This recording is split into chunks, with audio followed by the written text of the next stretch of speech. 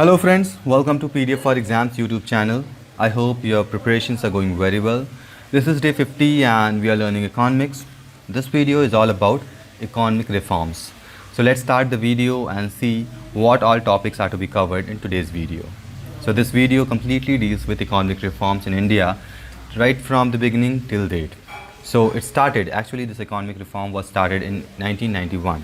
Now what does this economic reform mean? So we should understand the term first. After that we should proceed with what are the types and why, what, when. So these are the secondary thing, but initially we should understand what actually the term means. So over here we have economic reforms. It means the process in which government prescribes declining role of the state and expanding role of private sectors in an economy. So we know what is economy and economics.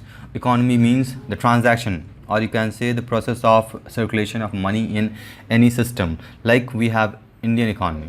So in Indian economy, the every transaction, like the flow of money within the country of India, that would be called as Indian economy. So in India, or you can say in Indian economy, where the role of the state or the government keeps on declining, on the other hand the role of the private sector keeps on expanding. This process is termed as economic reform. Okay, and this is also called as alternative development strategy. So for any country to develop, what has to be done? So anyone has to take important steps or measures. Like if government of some country are helping or improving this every section of the country, like education sector, healthcare sector, transport sector, manufacturing sector, agriculture sector. So lots of sectors are there, or else there are primary, secondary and tertiary sectors in our country or in any economy. In primary, we have already studied about these things. Like in primary, we had all the raw materials, extraction or exploitation resources, like everything exploited or consumed from the naturally available resources or natural resources are termed as primary sectors, like agriculture, fishing industries. These are in primary sector. We have secondary structure also. In secondary structure, we have all the manufacturing segment. Okay, all the goods manufactured in secondary stage. And at tertiary sector we had all the services like healthcare, education. So when the state is responsible for implementation or running of all these sectors, it will have the major role. But under this economic role, what is happening, the role of the government or the state is reducing, whereas the role of private sector in these sectors, primary, secondary and tertiary, it may be any of these or all of these. So that is called as economic reforms. Okay, and for development, as you have already seen, these three sectors has to be taken care of. So if private sector takes care of all these three sectors, that would be termed as economic reform. That means most of the state-owned companies or state-owned sectors are to be transferred or shifted to private sector so that they can function properly. Okay, so economic reforms in India, it actually started on July 23rd, 1991. And why it was launched? So there were certain reasons behind launching this economic reform. If everything is going well, we do not need to change or bring any changes. But if there are some problem or if the speed of development is slow, then there should be some changes. So there was issue in our economic reform. What was there? India launched the process of economic reform in response to fiscal and balance of payment crisis. What do we understand by this fiscal and balance payment of crisis? So we know about fiscal. In fiscal and monetary policy, there were two policies. Under fiscal policies, what happened? Government collects revenue from the population or public, and it has to expend the revenue collected. Okay, expend in what? Like schemes, all welfare schemes, subsidies, all PSUs, banks. So whenever we give some money and it is expended for us only, like building of roads, transport and all, so that is called expansion. And where there is reduction, or you can see when there is difference between both, like if revenue generated is more and expending is less, in that case what happen?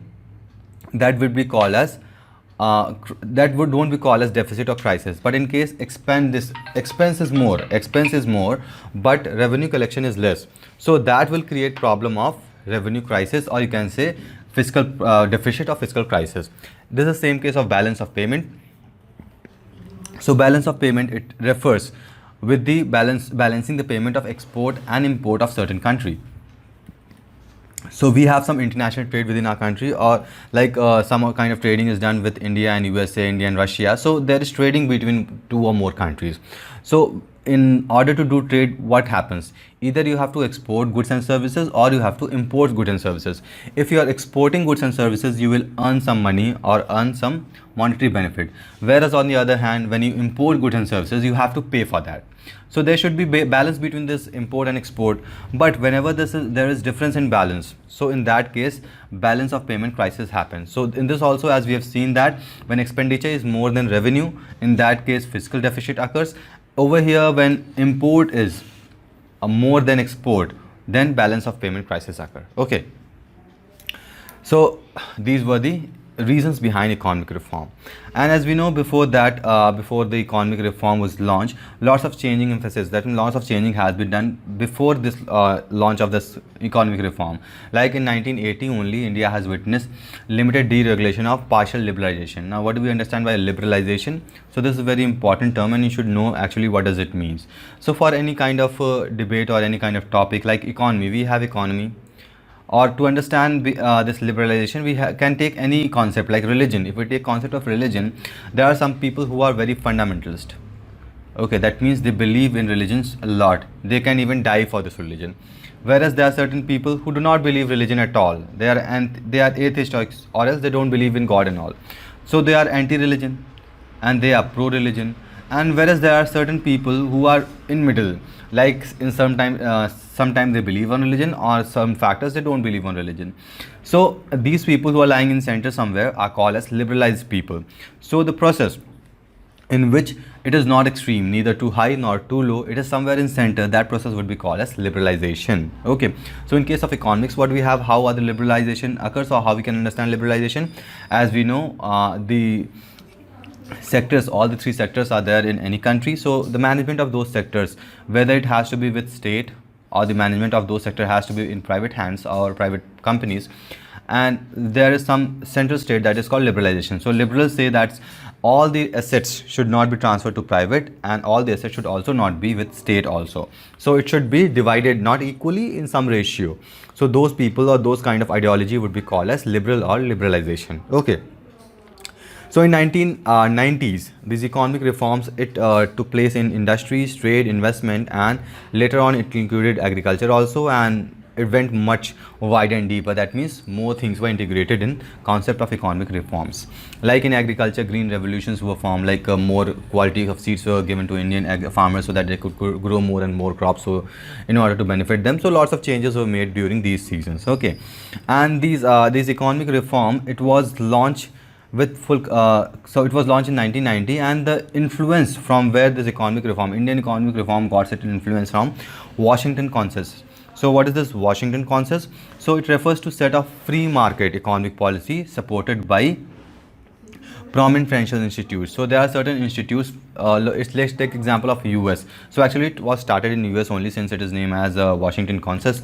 So over there what happens, there were certain organization, financial organization like IMF, International Monetary Fund, World Bank. So certain financial organization or institutions were there which were responsible for growing of any economy of that country. So whenever any developing country requires some kind of fund, like USA, it is the most powerful country of today's world.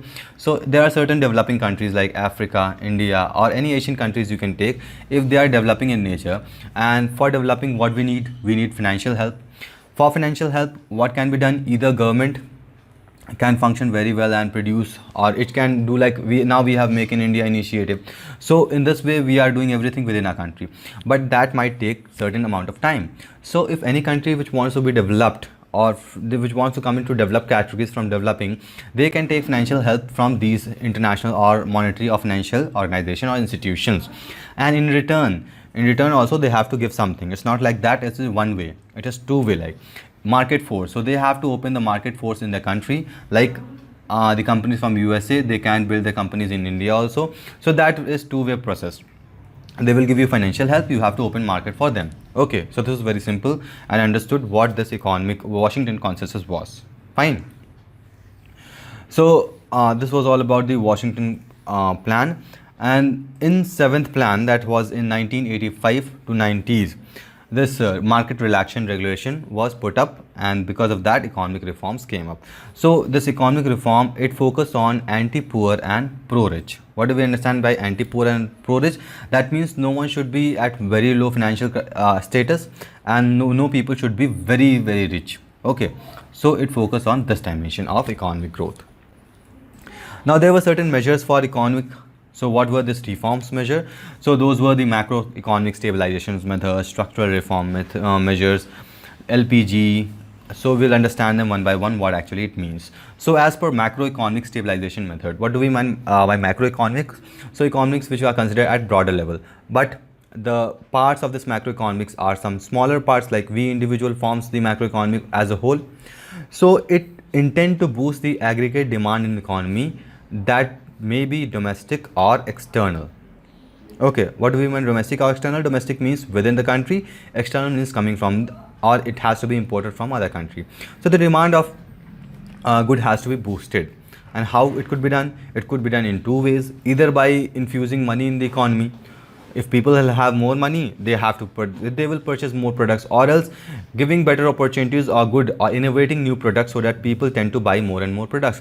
Like earlier what happened, people used to grind their spices in some natural way, like stones were used to grind the spices, but now we have mixer and grinder. So technologies have been developed, and because of this technological development, the demand has been increased in market. Fine. Next is structural reform measures. Structural means the institutions. The institutions were made as strong as possible by boosting the aggregate supply of goods and services in the economy. Like lots of goods and services, new goods and services were supplied. Like earlier what happened, so there are very small examples to very huge examples you can consider in aggregate supply of these goods and services in the economy. So earlier for transportation, you either used to walk, or you either use bullock carts. But now since we have seen the services are improving day by day, now you have technology. With the help of technology also, these services are improving more and more. Apart from this, like in banks and all, if you earlier remember, if you had to go and lying in a queue for getting your work done, but now you can see you have got better services. People are coming even at your home to open accounts. So this is just because of open market economy. Next is the purchasing capacity. The purchasing capacity of the people has to be increased. Now this could be done by infusing money. If you have more money, obviously your purchasing capacity will increase. Apart from this, this is now to implement the structural reform in a good way, this macroeconomic stabilization has to be managed in proper way. Next is LPG. This is not liquefied petroleum gas, but the liberalization, privatization and globalization.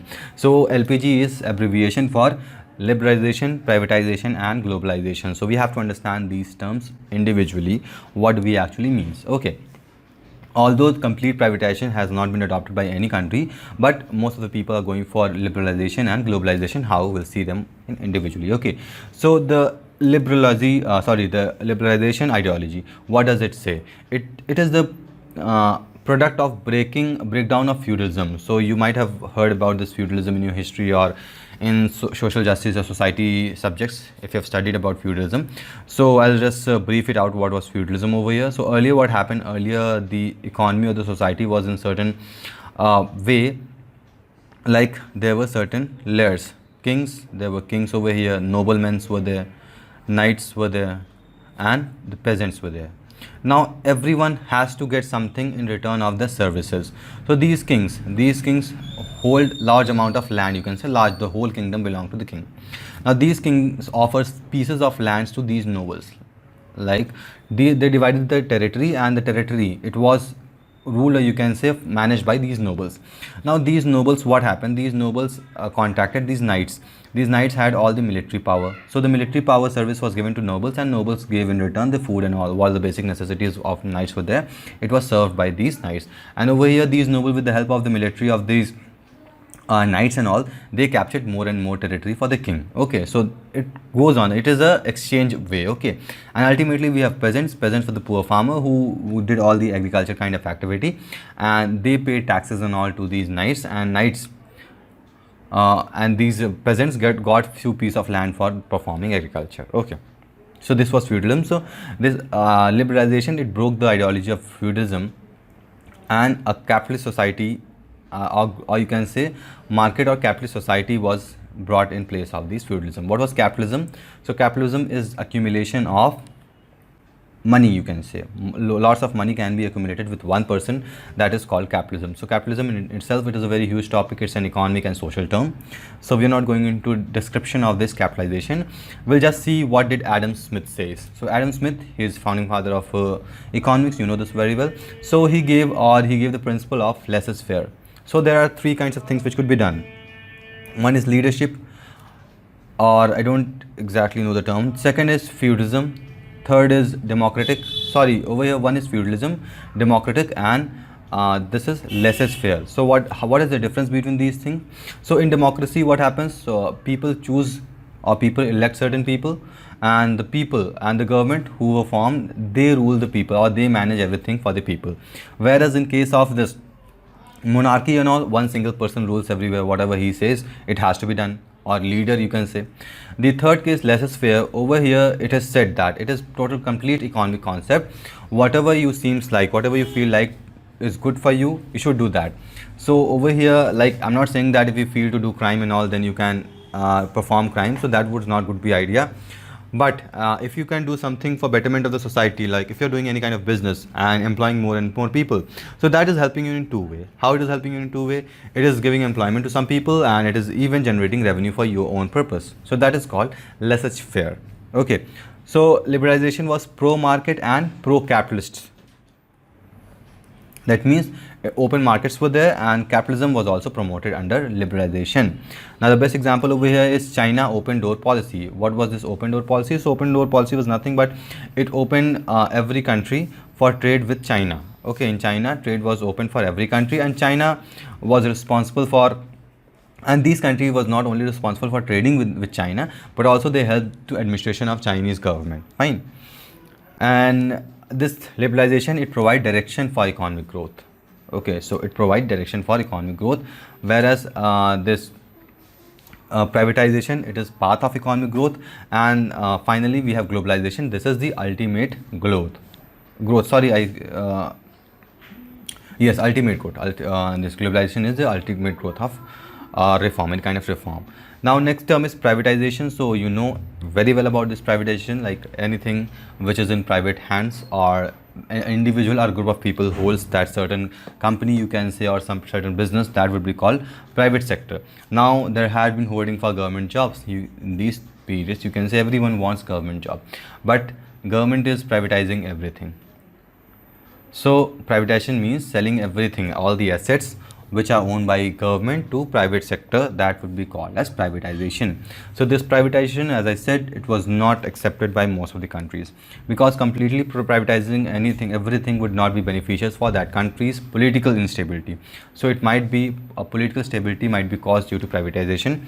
That's why it was not accepted, or it was not completely accepted by all the other countries. So in privatization, all the 100% has to be transferred to the private sectors. But if it happens, you know what is going to be the consequences. So like in democratic country, like in our country, we can see like the current government, it is privatizing most of the asset of the government, like railway. Few stations of railway are being privatized. Airlines has being privatized. Many other companies are also like banks, few banks are also privatized. So lots of privatization are being done in our country also, and how it is beneficial and good for us, we know this very well.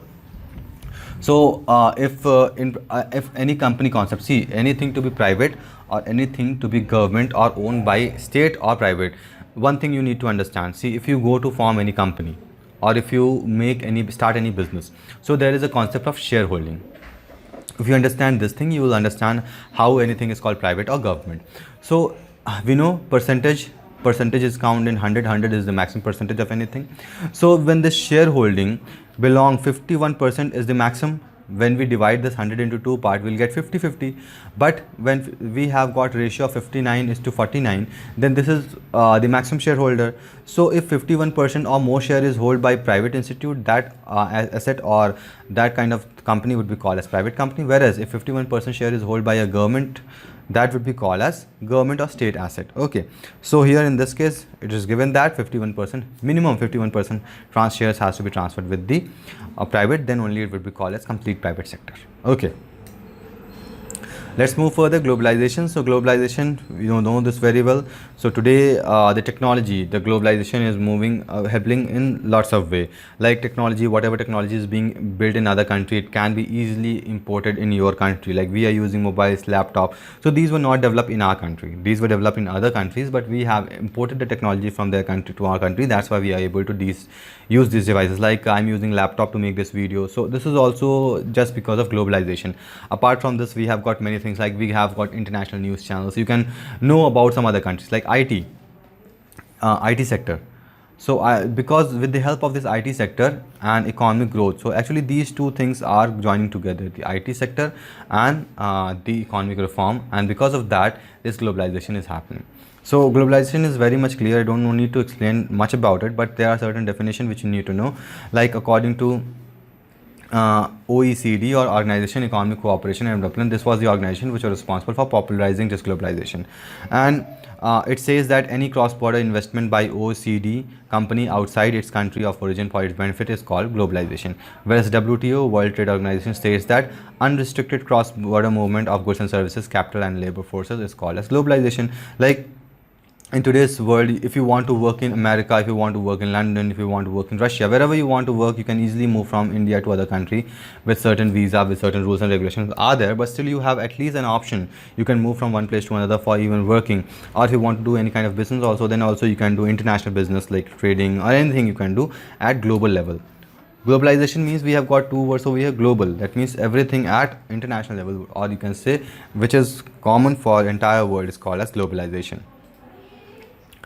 Next is generation of economic reform. So altogether there are 3 generations of economic reform till now in India, although there is 4th generation also, but that is not very official, so we will not study much about it. Talking about the first generation reform, started in 1991 till 2000. So what was this? This was the first generation reform, and over here promotion of private sector was initialized. Public sector reforms were there, external sector reforms were there, financial sector reforms, tax reforms. So these were the reforms which took place under the first generation of reform. So what was this promotion of private sector? So we know this very well. Private sector, that means most of the companies or options were given for private players to open or do business in economy, and that promoted the private sector and generated the competition in the market, and ultimately it was somehow beneficial to common people. Okay, next is public sector reform. Public sector reform means the public holding, the companies like SAIL, BHEL. So these are public holding, or some public sector companies like any companies which are public sector owned. So reforms were done in those companies also by making them corporatization. Like we understand by corporate, in corporate we have got a different culture of working. Okay, whereas in government we have got different culture of working. So this concept of corporatization was done in government under this public sector reform. Next is external sector reform. So apart from this, there were certain other sectors like abolition of quantitative restrictions on import, switching to floating exchange rate, full current account convertibility, reform in capital account, permission of foreign investment, promulgation of Liberal Foreign Exchange Management Act. So these are the changes were done in other reforms. Financial sector reforms, so banking, capital market, insurance, mutual funds, these were the changes which were brought in financial reforms. Like mutual funds and all, they were not initially over there open for all the public, but later on it began for activating for all kind of people. Last is tax reform under first generation of reform. So it worked towards simplifying, broad basing, modernizing and checking invasion extra. That means modernization of tax reform. We can see how our tax reform has been done. So at earlier there were certain direct and indirect taxes, state level, country level, and between two states there were different taxes, but now we have single kind of tax is called GST. So you should know about this tax also, how this tax form have been working from initial period and how it has evolved. Next is second generation reform. So it started in 2000 and 2001 onwards. So it has, although it has launched in early 1990s only, but later on it was continued with government. So why was the second generation reform? So the first generation did not give the expected results. That's why the second generation of reform was launched. So in this we had factor market reforms. What is this factor market reform? So under the factor reform market, there were certain products or certain goods and services for which the cost or the selling price, you can say, was to be decided by the government. Now for example, we have petroleum sector in a country. Apart from this petroleum, we have sugar, fertilizers and other drugs also, which are controlled by government. Their prices are controlled by government. Now we can see the prices of petroleum are increasing day by day, although the raw material or the crude oil prices are very low, but still, since they are regulated by government, it has to be done as factor market reform. So since this is regulated by government, because they are earning huge amount of taxes, and these taxes are to be helped for us only at the end, like providing subsidies, providing various schemes and all. So that's why there were few goods which were very useful. That means they had to be anyhow used in economy, and for that very purpose they were monitored and managed by government. That is called factor market reform. Next is public sector reform. So again, this is same, like certain disinvestment, certain international tie-up, capital market, free leverage. So these were given to public sector companies also. Next is reform in government and public institutions. So like convert the role of government from controller to the facilitator. What do we mean by controller to facilitator? So like if you've got any services like education service, so education service, the government would not control that this teacher will go there, that teacher will go there, or this institute will be open in this particular state, but it will facilitate, it will help in promotion of education. Like we don't only have the government education schools or government colleges, we too have some private, but still the regulation of facilitation is done by government only. Like the syllabus and all is to be provided by government only. Next is legal sector reform. So several companies laws were enacted under Indian Penal Code and Code of Criminal Procedures. Labor law were also enacted. Like there were very difficult conditions for labor industries and all, so that laborers could work properly. There were certain, under Indian Penal Code, lots of reforms were done so that they could work properly in their working area. Apart from this, companies laws were enacted, like if you're forming a company, you should pay your taxes on time, should do all the compliances on time, so that fraudery and black money could not be arised in Indian economy. Next is reform in critical areas. So there were certain areas like power, roads, like telecom sector and all. These has been reformed in India. Now we can see in telecom sector, all the bidding of the spectrum is done by government only. So and agriculture, induction, education, healthcare, these reforms are very critical in case, and that's why these were done in second generation only. Next is third generation. So it was done in 10th plan, that is in 2002 to 2007. So it was cause, or you can say it has to be fully functional Panchayati Raj. So Panchayati Raj, you know, in our political system, or you can say in our government system, there are three tier of government: central government, state government, and this Panchayati Raj. So this Panchayati Raj was made for decentralization of power from center to state. So this was the reason, so that all these schemes and benefit could reach the grassroots, or you can say to reach every people of a country or every citizen of country. That's why these Panchayati Raj institutions so built. So with the help of this third generation reform, these Panchayati Raj, these got into fully functional or activated, you can see, and all the schemes and benefit could reach to the every people, and this would help in increasing growth of the country. And this is fourth generation. So fourth generation is, I said, it is not an official generation, and it is often said that it is two-way connection between economic reform and information technology, with each one reinforcing other. Like without technology, we can't grow in this generation. For example, every business, almost every business is becoming online day by day. So IT sector is very much responsible for promoting all kind of businesses, like even all the government website, all the government work, even for like passport and all. Earlier you had to apply everything for offline, you had to go and stand in long queue and you have to go again and again. But now, since with the help of this IT, the process has been increased. Like even for transaction, banking transaction, if you have to do any kind of transaction, you can do with a single click from your mobile. You don't have to go anywhere, you don't have to go to a bank for doing any kind of transaction until you have cash in your hand, or if some people are not accepting the cash. Sorry, if some people are not accepting the bank payments. So this is very much beneficial. The IT sector and economy are going in hand. So that's all for today's video. I hope you have understood about this economic reforms. If you have any issues or doubt, please write down in the comment box. We'll discuss in next video. So thank you for watching. See you in next video with new concept. Till then, goodbye.